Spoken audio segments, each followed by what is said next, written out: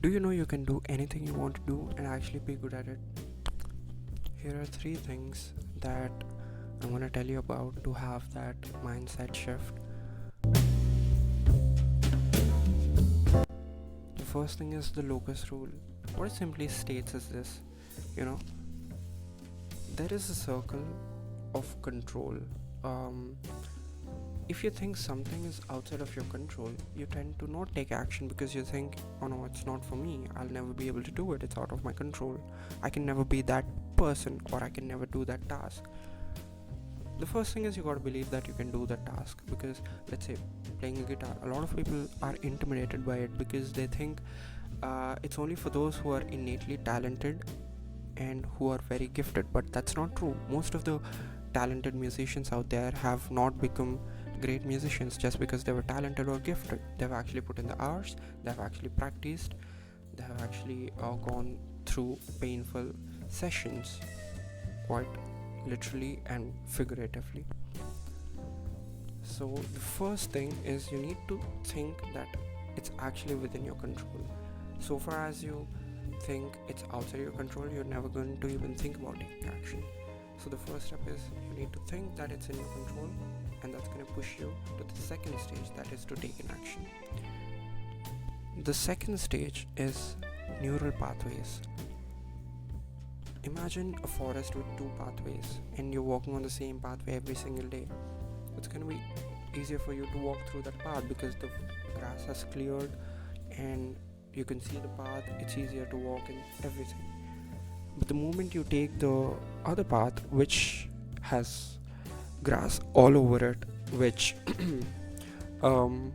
probably has a lot of weeds, thorns, and whatnot, it's going to be really difficult for you.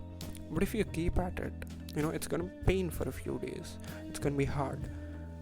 But if you keep at it, one day it's going to look like the other path. It's going to be easy for you, you can walk freely, you can even run, right? Neural pathways have a similar story. If you do an activity again and again and again and again, your brain is going to form strong neural connections that's going to help you to kind of make it easier for you. Let's say playing a guitar, for example, for the first time it's going to be really hard for you. You wouldn't be able to play each and every song, you wouldn't even be able to play a note properly. But then again, let's say you stick to it for like a couple of years, it's going to be second nature to you. You're going to instinctively play some song, some strings, chords, or whatever, because of muscle memory. Muscle memory is again nothing but your neural pathways. You have practiced time and again, so much so that you don't even need to think about it. It's so easy for you, and the neural connections are so hard that you form muscle memory and it becomes so easy for you, right? So you need to do an activity time and again to form that strong neural connections that's going to help you make it easier and actually be good at it. And the third thing is you need to do something, any activity that you choose to do, even when you don't feel like doing it. Let's say while playing a guitar you tend to get calluses. I don't know if you can see, but when you get calluses, it's gonna pain.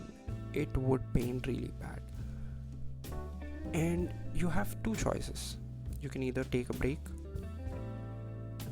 and come back, or you can say to yourself, you know what, I'm never gonna play guitar again because it's so painful. The second thing is gonna make you not play guitar any time in your life. You're never gonna be able to do it. But in the first instance, if you take a quick break, the pain might subside a little bit and you come back to playing your guitar, and this time you're actually trying to play it better, learning something new or hitting the right strings and notes, right? So that's gonna help you do it, practice it again the next day, because the previous day, even when it pained, you took a break and came back and it was all right. So you did it even when you felt like you can't do it. So that's going to reinforce this thought in your head and the connections again, that oh yeah, this guy does it even when he doesn't feel like it. So when you do it again and again and again, there is going to be that switch in your head which will say, you know what, it's not something he doesn't want to do it anymore. It's something he wants to do it. There's going to be this switch, that barrier between you and playing guitar, which is, oh, I don't want to do this, I don't want to do this. The power that has over you will eventually contract, reduce, and it will eventually become zero, and playing a guitar for you becomes a pleasure rather than something you have to put yourself through, cause pain to your fingers, and you will see this as labor of love or whatever. A lot of people love the idea of playing the guitar. They envisage themselves playing guitar. They focus too much on the end result rather than the process. The process is very difficult. The moment you embrace it, the moment you say, you know what, I'm gonna do it even if it's hard, even if it's frustrating, even if it's uncomfortable, even if it causes pain to my fingers, that's gonna reinforce this neural links, neural pathways again, and it's gonna actually push you to actually do it again and again and again. That's gonna help you get to your practices, repetitions, iterations, whatever you call that. So these three things, one being the locus rule, believe that it is actually in your control and you can do it, and it's not something that only gifted people or talented people or someone who has an innate ability does it. Second thing is neural pathways, do it again and again and again and again. Third thing is do it even when you don't feel like it. These three things are going to help you start doing something that you have always wanted to do and actually get better at it to a point where you're darn good at it.